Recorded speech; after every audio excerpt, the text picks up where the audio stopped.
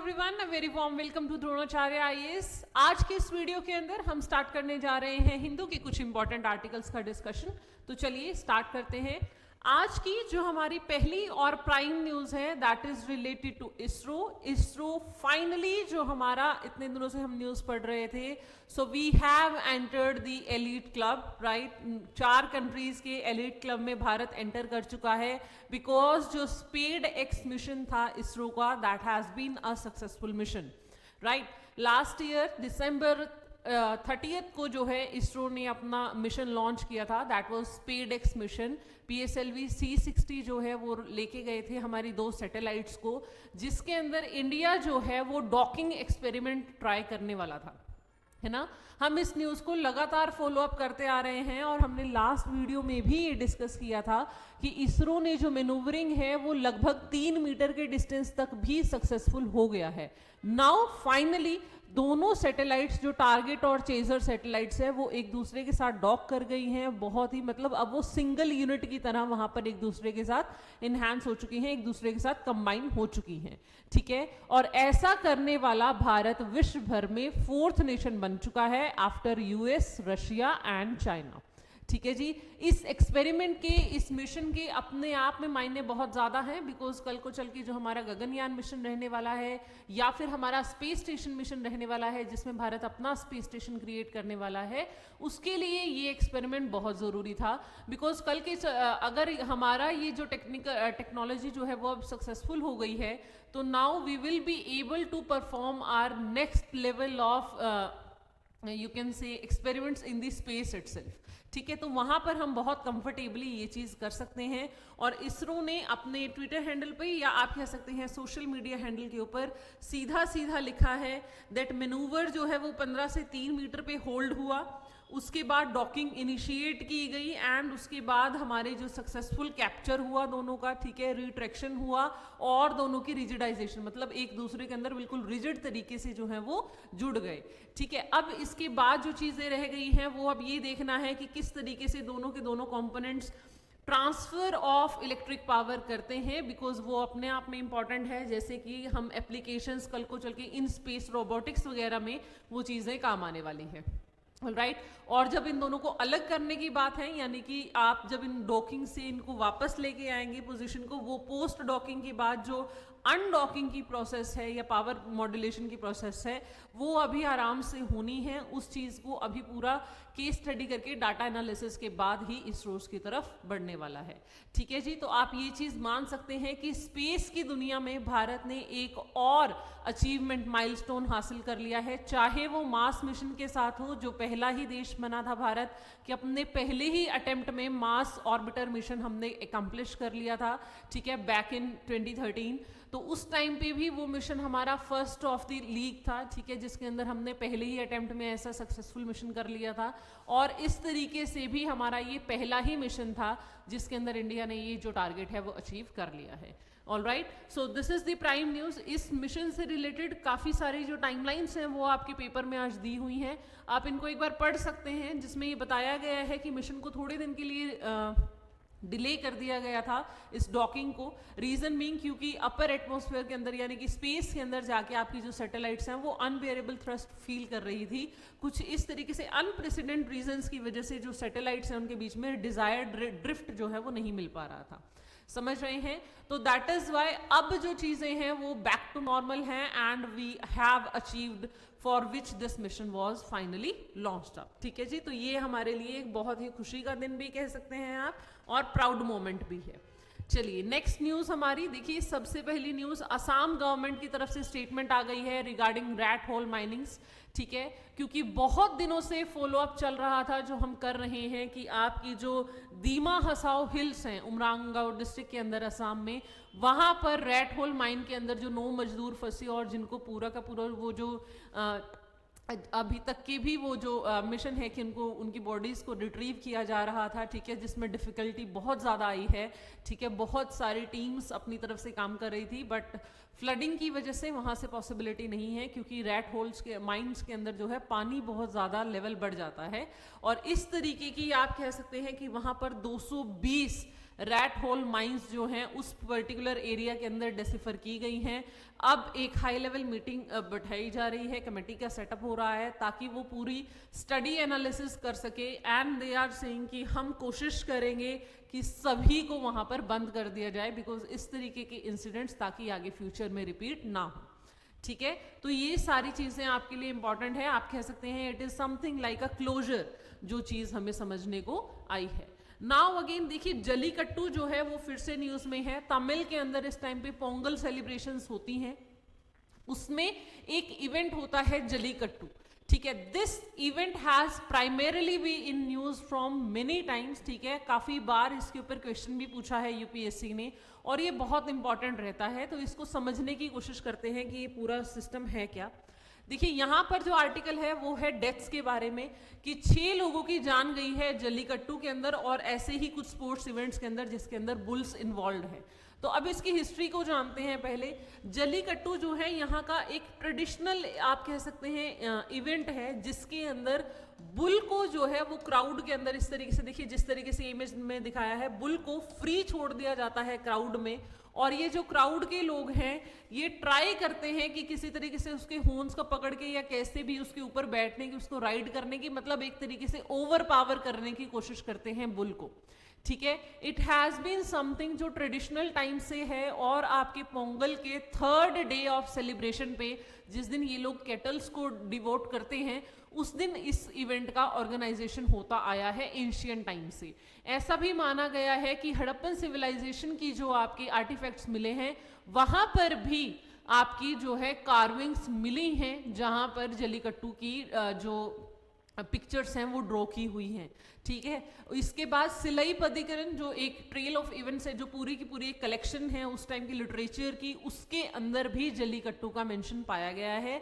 तो हिस्टोरिकली ये इवेंट जो है बहुत पुराना है, बहुत एंशिएंट सिविलाइजेशन का कल्चर माना गया है ये स्पेसिफिकली तमिलनाडु के अंदर। ठीक है, इस वक्त ये देश में सिर्फ तमिलनाडु में सेलिब्रेट होता है, ये आपको ध्यान रखना है। वहां पर पोंगल सेलिब्रेशन के दौरान ये चीज न्यूज में आती है। नाउ टाइम एंड अगेन हुआ क्या है, 2006 अगर मैं आपसे टाइमलाइन शेयर करूं तो 2006 के अंदर जो मद्रास हाई कोर्ट है यानी तमिलनाडु की जो हाई कोर्ट है, उन्होंने जल्लीकट्टू के ऊपर कंप्लीट बैन लगा दिया था कि ये जो इवेंट है इससे, क्योंकि उस टाइम पे जो स्पेक्टेटर्स में एक बहुत ही यंग बच्चा था उसकी डेथ हो गई थी। ठीक है, तो उसके बाद इसके ऊपर क्योंकि जो बुल है वो आउट ऑफ कंट्रोल कंडीशंस में चला जाता है जिसकी वजह से चीजें बहुत ज्यादा प्रॉब्लमेटिक हो जाती है, जो आर्टिकल में भी है कि डेथ हो जाती है। ठीक है जी, तो यहां पर 2006 के अंदर बैन लगा दिया गया। ठीक है, उसके बाद 2009 के अंदर फिर से तमिलनाडु जो है वो एक एक्ट लेके आता है जिसके अंदर वो कहते हैं कि हम केयर रखेंगे, ध्यान रखेंगे, लेकिन ऑर्गेनाइजेशन कंट्रोल्ड मैनर में करेंगे अपना किसका, जल्लीकट्टू इवेंट की हम करेंगे। ठीक है, तो स्टेट गवर्नमेंट क्या ले आई जी, आपका लॉ ले आई, सुपरसीड कर दिया। फिर से इवेंट जो है वो कैरी फॉरवर्ड होने लगा। इसी तरीके से चलते चलते डेट बैक इसको फिर से एक बार चैलेंज किया गया बट रिट्रीव नहीं हुआ। तो 2014 में जाके 14 में जाके सुप्रीम कोर्ट ने इस पूरे के पूरे जो ये एक्ट बना था इसको क्या कर दिया था, नल एंड वॉइड डिक्लेयर कर दिया था। रीजन बीइंग जो पेटा है, जो आपके एनिमल से रिलेटेड, जो पूरी प्रिवेंशन ऑफ क्रूएलिटी से रिलेटेड डील करती है, एनिमल वाइल्ड लाइफ बोर्ड है, वो सब लोग इसके खिलाफ थे कि ये it is a sort of cruelty on the animal also. ठीक है, तो ये चीज ना बुल के फेवर में है ना ह्यूमन के फेवर में है। ऐसे इवेंट्स को जो इतने ज्यादा आप कह सकते हैं हानिकारक हो, उनको रोकने में ही फायदा है। क्लियर है, और आपको पता है इन्हीं चीजों की वजह से जूज के अंदर भी जो एनिमल्स हैं उनकी फोर्सफुल जो इम्प्लीमेंटेशन होती, मार पिटाई होती थी, ये सब वो भी बैन इसी के एम्बिट में होकर रखा गया था। मतलब आपके इसीलिए वो पेटा वगैरह और एनिमल वाइल्ड लाइफ बोर्ड की पिटीशंस पर ही वो जो है बैन्स लगे थे। ठीक है, तो ऐसा नहीं है कि देश में पहली बार हो रहा था कि किसी एनिमल के ऊपर या किसी इवेंट के ऊपर इस तरीके से बैन लगाया गया था, पहले भी हो चुका था भारत में ऐसा। ठीक है, नाउ यहाँ पर जो आर्टिकल आपके कॉन्स्टिट्यूशन का आया, दैट इज आर्टिकल 29, जो कहता है कि माइनॉरिटीज के पास अधिकार है अपने कल्चर को प्रोटेक्ट करने का, भले ही वो कितना ही अगर वो एंशिएंट कल्चर है या वो कितना भी अगर उन्हें लग रहा है वो माइनॉरिटी सेक्शन भी है, तब भी अपने कल्चर को प्रोटेक्ट करने का, उसके हिसाब से इवेंट्स करने, ऑर्गेनाइज करने का आपका पूरा अधिकार है। ठीक है, तो जल्लीकट्टू के ऊपर जब बैन लगाया गया तो आपके तमिलनाडु की स्टेट के अंदर प्रोसेशंस निकाले गए, सेव जल्लीकट्टू के नारे लगाए गए। ठीक है, इवेंचुअली 2016 में इलेक्शन से पहले गवर्नमेंट ने एक गैजेट नोटिफिकेशन जारी की जिसके अंदर ये कह दिया गया कि जल्लीकट्टू को ऑर्गेनाइज कराया जा सकता है। ऑलराइट, उसके बाद सुप्रीम कोर्ट ने उस नोटिफिकेशन के ऊपर क्या लगा दिया, स्टे लगा दिया। ठीक है, देन आफ्टरवर्ड्स 2019 के अंदर आके फिर से गवर्नर ने एक आप कह सकते हैं ऑर्डिनेंस निकाल दिया कि जो भी एनिमल वाइल्ड लाइफ जो प्रोटेक्शन ऑफ क्रूएलिटी वाला जो हमारा एक्ट है, that is prevention of cruelty act of the animals, उसके अंदर जो क्लोजेस हैं उसमें कुछ एक तरीके की चीज आप कह सकते हैं कि अमेंडमेंट है जो स्पेसिफिकली तमिलनाडु स्टेट अपने हिसाब से मैनूवर कर रहा है, क्योंकि जो वो आर्टिकल है आपका प्रिवेंशन ऑफ क्रूएलिटी वाला, वो सारा कुछ जो है वो आपकी किस लिस्ट के अंदर है, कंकरेंट लिस्ट के अंदर है, मतलब स्टेट और यूनियन दोनों अपने हिसाब से उसके ऊपर चीजें जो है मॉडिफाई कर सकती है। तो गवर्नर ने गैजेटेड नोटिफिकेशन में ये दे दिया ऑर्डिनेंस के थ्रू कि जल्लीकट्टू को ऑर्गेनाइज किया जा सकता है, और तब से ये केस सुप्रीम कोर्ट में भी चल रहा है और तब से लेकिन ये इवेंट ऑर्गेनाइज भी होता आ रहा है। Now again it has come to limelight क्योंकि 6 लोगों की जान चली गई है। अब आपको पता होना चाहिए क्या इसके बारे में कि किस चीज से रिलेटेड है, कौन सी स्टेट में होता है, किस त्योहार के दौरान होता है, which I have told you that it is a bull जो है उससे रिलेटेड है, उनका कंपटीशन होता है। सेकेंडली तमिलनाडु में होता है। थर्डली पोंगल के सेलिब्रेशन के दौरान जो हार्वेस्ट सीजन माना जाता है उसके दौरान ये इवेंट जो है आपका ऑर्गेनाइज होता है। ठीक है जी, तो ये सारी बातें आपको यहाँ से ध्यान रखनी है बिकॉज ये पेपर में आ सकता है, क्वेश्चन इंपॉर्टेंट है, अगेन लाइमलाइट में आ चुकी है चीज इसीलिए। ठीक है, उसके बाद देखिए ओडिशा से न्यूज है जहां पर मल्टीपर्पज शेल्टर्स बनाए गए हैं यहाँ, ताकि कोई भी अगर डिजास्टर आता है, जैसे अभी पीछे इन्होंने इसको फिर से ओवरऑल मैनेजमेंट के लिए दिया गया है, साइक्लोन डाना आया उस टाइम पे देखा गया कि ये जो मल्टीपर्पज शेल्टर्स हैं ये वर्क ही नहीं कर रहे हैं, इलेक्ट्रिसिटी नहीं है, टॉयलेट्स आर नॉट वर्किंग, पानी अवेलेबल नहीं है, तो उसके लिए पूरा का पूरा बजट अब आउट साइकिल किया गया है, ताकि स्टेट की तरफ से ये इनिशिएटिव लिया गया है कि आपकी जो मल्टीपर्पज शेल्टर्स हैं जहां पर लोगों को अगर कोई सुपर साइक्लोन वगैरह आता है तो किसी एक ऐसी सेफ जगह पर जो है भेजा जा सके जहां पर उनको रहने के लिए, खाने के लिए चीजें, सुख सुविधाएं उपलब्ध कराई जा सके। ठीक है, तो अब ये सिर्फ जो स्ट्रक्चर्स हैं ये स्ट्रक्चर बन के ना रह जाए, ये सही तरीके से एक्सेस कर सके इनको लोग, उसके रीस्ट्रक्चरिंग से रिलेटेड ये पूरा आर्टिकल है। आप एक बार जैसे इसको लोकली रीड आउट कर सकते हैं और इसे केस स्टडी के रूप में कहीं पर भी आप इसको यूज कर सकते हैं। ठीक है जी, तीसरी जो हमारी न्यूज आ रही है अगेन फ्रॉम श्रीहरिकोटा। ठीक है, इसरो जो है वहां पर श्रीहरिकोटा के अंदर थर्ड लॉन्च पैड का जो बजट है वो आउटलाइन कर दिया गया है। ठीक है जी, दैट इज 3984.86 करोड़ और माना जा रहा है कि 2029 तक ये जो है एकम्प्लिश हो जाएगा। इसकी ज़रूरत क्यों है? क्योंकि अभी जो है भारत एडवांसमेंट्स की तरफ जा रहा है, नए नए लॉन्चिंग व्हीकल्स हैं, चाहे PSLV है, GSLV है, SSLV है। ठीक है, न्यू डेवलपमेंट हमारा जो NGLV है that is third launch pad specifically NGLV के लिए आ रहा है, नेक्स्ट जनरेशन लॉन्चिंग व्हीकल्स के लिए। ठीक है, मोरओवर प्राइवेट प्लेयर्स की एंट्री हो गई है, तो क्राउडिंग इफेक्ट को रोकने के लिए हमारे पास लॉन्च पैड्स ज़्यादा होने चाहिए, क्योंकि अभी जो है वो पिछले 2 दशक से लगभग वहाँ पर है, तब से कोई नया नहीं बना है, इसीलिए ये बजट जो है आउटले किया गया है। नाउ अगेन श्रीहरिकोटा आइलैंड की लोकेशन आपके लिए इंपॉर्टेंट है। आंध्रा के कोस्ट से लगभग 80 किलोमीटर दूर श्रीहरिकोटा आइलैंड है जो लेक पुलिकट के अंदर माना जाता है, और वहीं से इसरो अपने मेजर सारे के सारे क्या करता है, जो मिशंस हैं उनको लॉन्च करता है, वहीं से सारे के सारे मिशंस हमारे लॉन्च होते हैं। ठीक है जी, तो ये चीज़ें आपको ध्यान रखनी है, ये श्रीहरिकोटा आइलैंड के बारे में है आज। ठीक है, उसके बाद जो नेक्स्ट न्यूज़ हमारी आ रही है that is related to drone Didi. देखिए तमिलनाडु के अंदर सबसे पहली बार ये स्टार्ट हुआ है ड्रोन दीदी इनिशिएटिव, काफी न्यूज में रहा है। ये एक स्कीम है जिसके अंदर जो आपकी एनजीओ सेल्फ हेल्प ग्रुप की वुमेन्स हैं उनको ड्रोन्स के साथ टेक्निकली क्या कराया जाएगा, उनको ट्रेन किया जाएगा कि किस तरीके से ड्रोन को ऑपरेट करना है, कैसे पेलोड को उतारना है, किस तरीके से चीजें करनी है, एंड उसके बाद फिर उसकी मदद से वो अपने इनकम सोर्स को बढ़ा सके, वो टेक्निकल तरीके से जो है बचत करते हुए चीज़ों को यूज़ कर सके। अब यहाँ पर आर्टिकल किसके बारे में है कि 1 एकड़ के अंदर लगभग 7 मिनट के अंदर 1 एकड़ जमीन के ऊपर पूरा का पूरा फर्टिलाइजर स्प्रे कर दिया ड्रोन की मदद से। दैट इज द ड्रोन दीदी, ठीक है, वो चीज़ है। अब इसके अंदर आपको लिमिटेशंस भी दिख जाएंगी जो इनकी खुद की बताई हुई हैं कि जब मैं इसको पूरा फिल करके चलती हूँ तो मेरे लिए डिफिकल्ट हो जाता है बिकॉज हैवी बहुत हो जाता है इक्विपमेंट जो है। और ये 7 लाख का ड्रोन सरकार की तरफ से फ्री ऑफ कॉस्ट दिया गया है ताकि वो अपनी इनकम जनरेट कर सके। उनको पूरा ट्रेनिंग सेशन मिला है और इस तरीके से अब उनके पास जो है वो 400 रुपये लेती हैं पर एकड़ के अंदर अपनी फर्टिलाइजर स्प्रेइंग का, ठीक है। तो आपके स्टेट से काफ़ी सारे लोग उनको बुला रहे हैं, तो एक तरीके से आप कह सकते हैं एम्पावरमेंट का मिशन है ये, ठीक है, वुमेन के एम्पावरमेंट का मिशन है। और इसकी प्रैक्टिकल इम्प्लीकेशंस बहुत ज़्यादा सही देखी जा रही हैं बिकॉज बहुत ही कम टाइम में जो एकर्स ऑफ फार्मलैंड्स हैं वो जल्दी ही स्प्रे आउट हो गई, ठीक है, टाइम बच जाएगा, आपकी मैन पावर जो है वो कहीं और पर लग जाएगी और वुमेन को यूज़ कर रहे हैं तो वो एम्पावरमेंट होके उनका एक सोर्स ऑफ इनकम बढ़ जाएगा, स्पेसिफिकली जो सेल्फ हेल्प ग्रुप की वुमेन्स हैं, ठीक है। तो it is a very good initiative जिसको आप टाइम एंड अगेन बार बार कहीं पर भी यूज़ कर सकते हैं, ये चीज़ आपको ध्यान में रखनी है। क्लियर है जी। इसकी प्रैक्टिकल इम्प्लीकेशन से रिलेटेड न्यूज़ आ गई है तो वो और भी इंपॉर्टेंट हो गया है। नेक्स्ट जो है देखिए हमारे यहाँ पर सेंटर ने अनाउंस कर दिया है 8th पे कमीशन।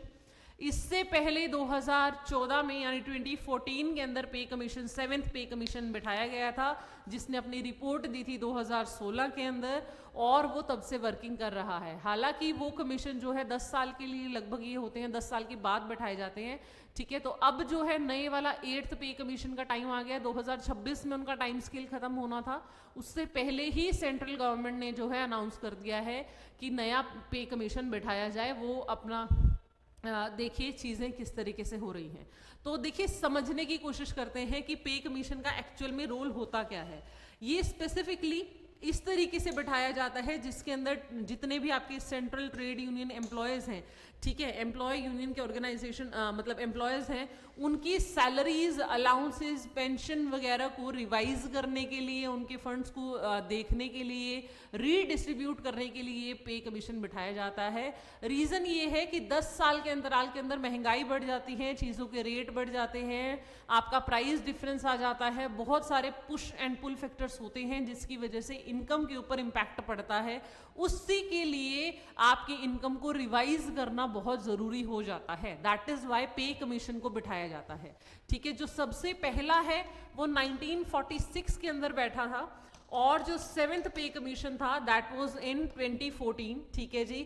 और इससे लगभग माना जा रहा है कि 50 लाख एम्प्लॉयज़ हैं और 65 लाख पेंशनर हैं जो इसके एम्बिट में आएंगे, जिनको इसका मदद मिलने वाली है। सेंटर जो पे कमीशन बैठाता है, हर एक स्टेट उसको आइडियल मानते हुए अपने यहाँ पर चीज़ें रिफर्बिश कर लेती है, या आप कह सकते हैं कि रोड मैप मिल जाता है स्टेट्स को कि किस तरीके से चीज़ें करनी है। क्लियर है जी। आपकी DATA जितनी भी चीज़ें हैं वो सब कुछ यहीं से डिसाइड हो जाती हैं कि किस तरीके से अलाउंसेस मिलने हैं, कितना % मिलना है, और इसमें नेचुरल है कि हाइक देखने को मिलती ही है।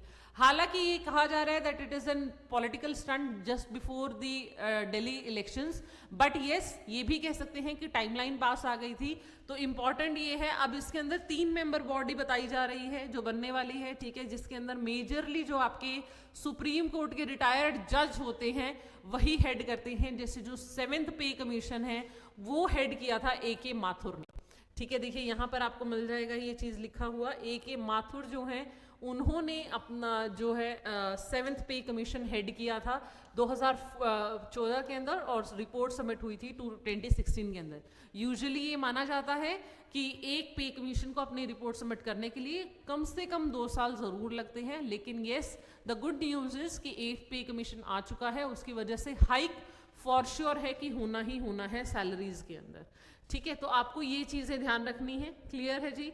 उसके बाद नेक्स्ट जो हमारी न्यूज आ रही है that is related to India and Singapore relations, क्योंकि उनकी जो स्टेट के प्रेसिडेंट है थरमान शानमुंगरत्नम, वो जो है विजिट पे आए हैं।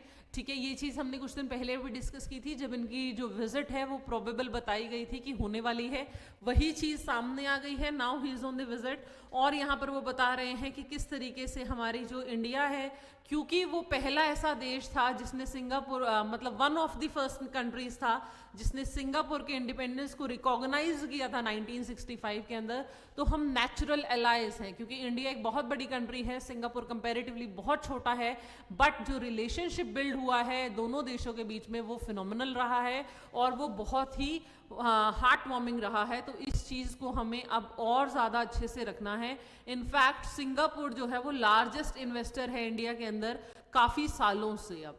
ठीक है, तो यही सारा कुछ इसके अंदर बताया गया है। एंड यहाँ पर आपके ये स्पेसिफिकली जो हाई एम्बिशन स्टेट्स हैं सिंगापुर के डिग्नेटरी के लिए that is Odisha and Assam, और इस बार इनका जो स्पेसिफिक फोकस है वो ओडिशा स्टेट के ऊपर रहने वाला है, जहां पर ये लोग नेचुरल एडवांटेजेस की मदद से केमिकल पेट्रोकेमिकल के अंदर और आपके लॉजिस्टिक्स के अंदर अपनी डेवलपमेंट के बारे में बात कर रहे हैं।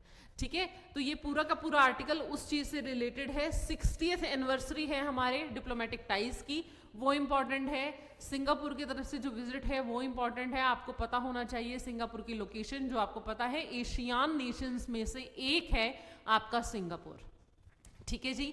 नीचे जब आप इंडिया के जब आप साउथ ईस्ट पे जाते हैं, देखिए इंडिया यहाँ पर है, तो इंडिया से जब आप बांग्लादेश, यहाँ पर म्यांमार, थाईलैंड, ये जो लाओस, कंबोडिया, वियतनाम है, फिर यहाँ से, ठीक है, फिर यहाँ पर सिंगापुर, इंडोनेशिया, फिलीपाइंस, ये सब आपको देखने को मिलता है। उन्हीं में से एक कंट्री है आपकी कौन सी, सिंगापुर। समझ में आ गया जी। तो ये चीज़ आपके लिए इम्पॉर्टेंट है। नेक्स्ट जो आर्टिकल हमारे लिए इम्पॉर्टेंट है दैट इज फ्रॉम हेयर।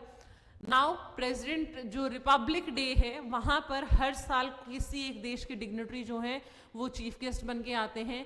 इस बार इंडोनेशिया के प्रेसिडेंट जो हैं वो चीफ गेस्ट बन के आ रहे हैं, दैट इज प्रबावो सुबियांतो। ठीक है, अगेन एशियान नेशन जिसके साथ हमारे रिलेशन ऑलरेडी कंप्लीट 10 नेशंस के साथ हम अच्छे टर्म्स में हैं। ठीक है, we are on a plus side. अब उसमें से ही एक डिग्नेटरी को हम बुला रहे हैं, और ऐसा नहीं है कि वो अकेले आ रहे हैं, ऐसा भी पहली बार हो रहा है कि वहां से पूरी की पूरी एक कंटिजेंट आ रही है फॉरेन आर्मी की। ठीक है, पहली बार ऐसा हो रहा है दैट इंडोनेशियन आर्मी जो है वो अपना लार्जेस्ट फॉरेन कंटिजेंट लेके आ रही है, और वो कर्तव्य पथ पे इंडियन मिलिट्री के साथ में परेड करने वाली है इस बार के 26 जो जनवरी को रिपब्लिक डे सेलिब्रेशन होने वाला है। ठीक है, तो 352 मेंबर्स का पूरा मिलिट्री कंटिजेंट आ रहा है। आपको पता होना चाहिए कि किस देश के डिग्नेटरी हमारे यहाँ पर आ रहे हैं। ठीक है, Indonesia, that is Sumatra, Java, Borneo, ये जो मेजर आइलैंड्स हैं, आपका बाली है। ठीक है जी, आपकी दैट इज जो आपके मेजर यहाँ पर जैसे इंडोनेशिया के अंदर जो आपके वोल्केनोज हैं, अनाक कराकताऊ आइलैंड्स हैं, सुंडा स्ट्रेट है, वो सारा कुछ उसकी जो ज्योग्राफी है ना पूरी की पूरी साउथ ईस्ट एशिया के मैप की, आज वो अच्छे से बैठ के एक बार देख लीजिए, क्योंकि स्ट्रेट ऑफ मलक्का है, ये सारी चीज़ें बहुत इंपॉर्टेंट है आपके लिए। सुंडा सी वगैरह हो गई, क्योंकि अगर आपको याद हो तो अंडमान और निकोबार के साथ बहुत ही क्लोजर प्रॉक्सिमिटी पे है इनका सुंडा आइलैंड हमारे साथ। ठीक है, तो हमारे लिए बहुत इंपॉर्टेंट है, बिकॉज आपकी ज्योग्राफी की से लोकेशन से यूपीएससी क्वेश्चंस बहुत पूछता है। एशियान नेशंस के साथ हमारे रिलेशन हमेशा से अच्छे रहे हैं, और उसी चीज़ को इम्पेटस देने के लिए अब ये ऑफिशियली डिक्लार हो चुका है। अगर हम और ज़्यादा बात करें तो चाहे वो हमारा एक्ट ईस्ट पॉलिसी हो, जो पहले लुक ईस्ट से अब हमने एक्ट ईस्ट की है 2014 के बाद से। ठीक है, दैट इज ईस्ट के अंदर हमें अब काम करना है पूरा का पूरा, ताकि हमारी नॉर्थ ईस्ट के साथ कनेक्टिविटी बन सके। More over Indo Pacific region के अंदर जो पूरी की पूरी क्रेडिबिलिटी का रोल निभा रहा है भारत एक सुप्रीमेसी का, उसके अंदर भी इस चीज़ को हम क्या कर सकते हैं, प्रॉपरली फिट इन कर सकते हैं, जहां पर हमारा रोल और ज़्यादा क्या होने वाला है, एडवांस लेवल का।